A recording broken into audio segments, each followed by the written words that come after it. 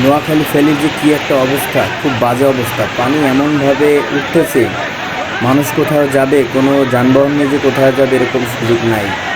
মহিলা পুরুষ বাচ্চা যে যেভাবে পারছে সেভাবেই মানে স্থান ত্যাগ করছে, বাড়িঘর ত্যাগ করে যাচ্ছে। মানে কি যে বলবো, পানির স্রোত এত, মানুষ যে হেঁটে রাস্তা পার হবে এরকমও কোনো ব্যবস্থা নাই। খুব করুণ অবস্থা রে। আল্লাহ সকলকে হেফাজত করুন। এই পরিস্থিতি সবাইকে ধৈর্য ধারণ করার তৌফিক দান করুন। যেভাবে পানি উঠতেছে মনে হচ্ছে নোয়াখালী ফেনী 2, 4, 5, 10 ঘন্টার ভিতরেই তলিয়ে যাবে, পানির নিচে তলিয়ে যাবে। আল্লাহ সকলকে তুমি হেফাজত করো, ধৈর্য ধরার করার তৌফিক দান করো। সকলকে সুস্থ এবং সুন্দরভাবে নিরাপদ স্থানে যেতে পারে,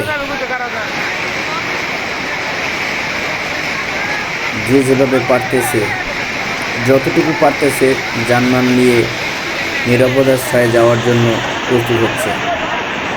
কিছু কিছু মানুষ আছে যারা একটু স্বাবলম্বী আছে, তারা মানুষকে একটু ধরে ধরে রাস্তা পার করে দিচ্ছে।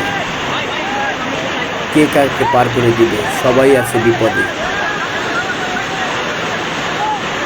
দেখেন কি পরিস্থিতি, একটা বাইক নিয়ে এদিক থেকে ওদিকে যাবে তাও যেতে পারতেছে না, স্রোতে বাইক নিয়ে যাইতেছে। আল্লাহ, কি একটা অবস্থা। আরো রাত, মানুষ যে কোথাও গিয়ে আশ্রয় নেবে এরকম কোনো পরিস্থিতি নেই। খুব করুণ অবস্থা।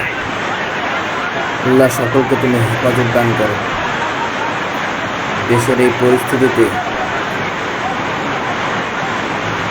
সুস্থভাবে সকলকে যেন ডিফেন্স করতে পারে।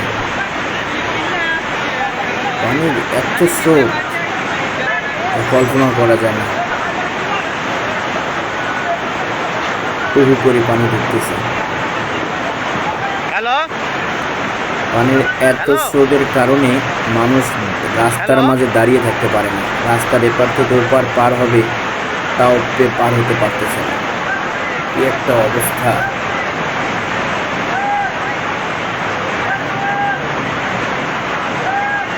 সবাই দোয়া করেন, আল্লাহ নোয়াখালী কুমিল্লাবাসীকে, নোয়াখালী কুমিল্লা ফেনী সকলকে আল্লাহ ধৈর্য ধারণ করার তৌফিক দান করুন।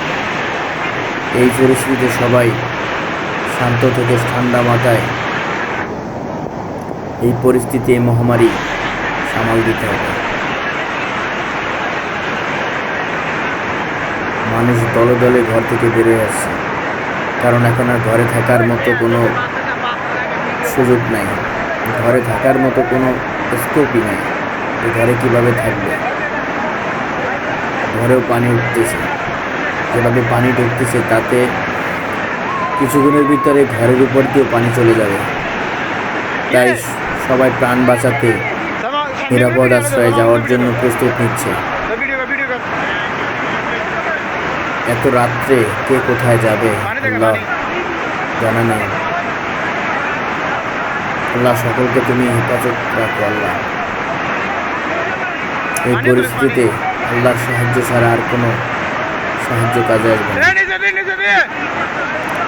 যারা ধারে কাছে আছেন, যারা কাছাকাছি আছেন, তারা এই বন্যায় প্লাবিত মানুষকে তার পাশে গিয়ে দাঁড়ান।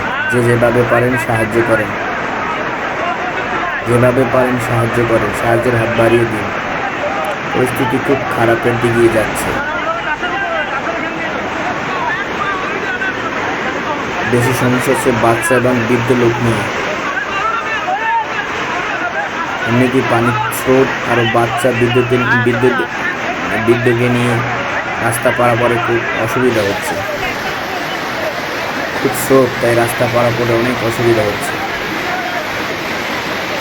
আল্লাহ সকলকে তুমি নিরাপদ স্থানে নিয়ে যাও, সকলকে তুমি হেফাজত করো, সকলকে ধৈর্য ধারণ করার তৌফিক দান করো।